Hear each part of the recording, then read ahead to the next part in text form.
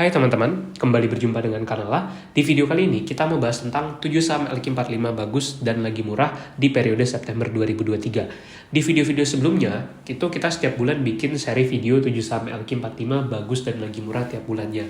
Kamu bisa tonton video-video sebelumnya, linknya ada di deskripsi video ini. Sebelum lanjut, jangan lupa untuk subscribe. Kalau punya pertanyaan, komen di bawah ya. Nah, buat kamu yang mau belajar saham langsung bersama Kanala, bisa ikuti webinar Kanala di bulan Agustus 2023. Kita akan adakan webinar Borong Cuan Saham Dividen Interim 2023 di tanggal 26 Agustus 2023. Inilah materi yang akan dibahas di webinar tersebut, dan nantinya setiap peserta bisa konsultasi saham langsung bersama Kanala dan juga akan dapat rekaman serta materi webinar.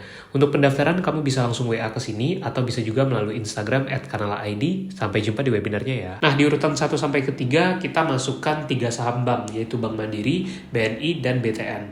Kenapa Mandiri kita masukkan? Karena di sini price earning ratio Bank Mandiri itu sekitar 11 kali ketika video ini dibuat.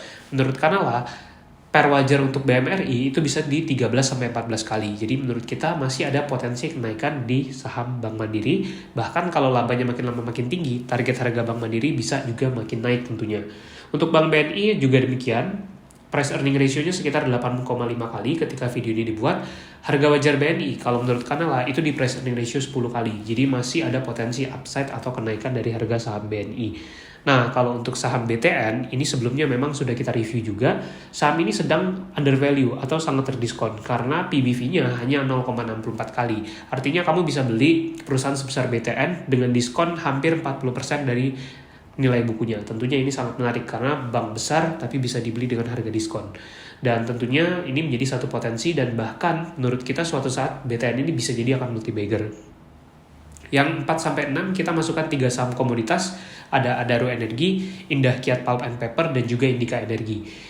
Untuk Adaro, ini PBV-nya 0,79 kali ketika video ini dibuat. Net profit margin mereka ada di level 29,27%. Masih tergolong cukup tinggi. Dan kalau kita lihat kinerja Adaro di semester 1 2023, labanya bahkan masih bisa mencapai belasan triliun. Walaupun memang harga batubara itu terus turun di 2023, tapi ternyata secara produksi dan penjualan batubara, Adaro masih meningkat sehingga labanya masih tumbuh cukup signifikan. Walaupun memang kita perkirakan tidak akan sebagus seperti 2022 lalu. Kendati demikian, sahamnya murah. Indah Kiat Pulp and Paper juga demikian, PBV-nya hanya 0,57 kali, dan menurut kita ini perusahaan besar tapi dihargai dengan valuasi murah. Dan di semester 1 2023 ini pun, Indah Kiat ini sudah membukukan laba yang mencapai triliunan rupiah. Sebagai contoh, di periode Juni 2023, net income-nya mencapai 135 juta US dollar lebih.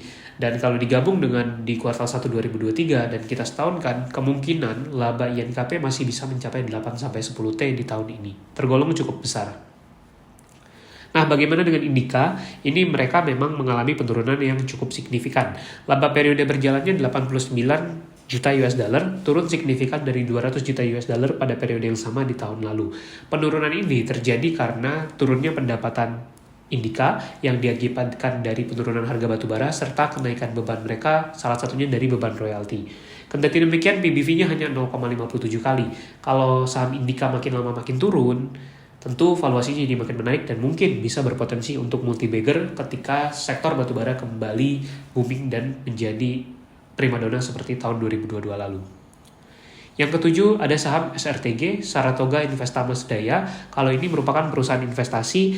Nah, kalau kita lihat, net asset value dari SRTG itu mencapai 48 triliun lebih. Sementara, market cap SRTG itu hanya 21,4 triliun. Jadi ada gap yang cukup besar antara harga jual perusahaan ini di bursa dengan net asset value yang mereka miliki.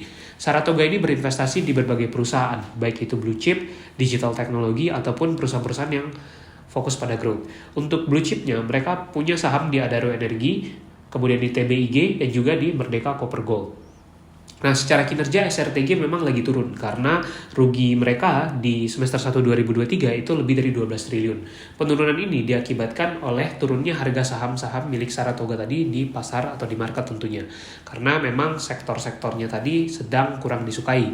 Dan saat ini PBV SRTG itu 0,47 kali. Menurut kita ini satu saham yang sangat terdiskon dan masuk watchlist kita untuk saham-saham undervalue dan berpotensi multi-bagger. Nah, kalau kita lihat nasihat Warren Buffett bahwa be fearful when others are greedy, maka SRTG ini menurut Kanala satu peluang yang sangat menarik. Tentu akan kita bahas di video-video yang akan datang. Semoga bermanfaat dan jangan lupa untuk subscribe.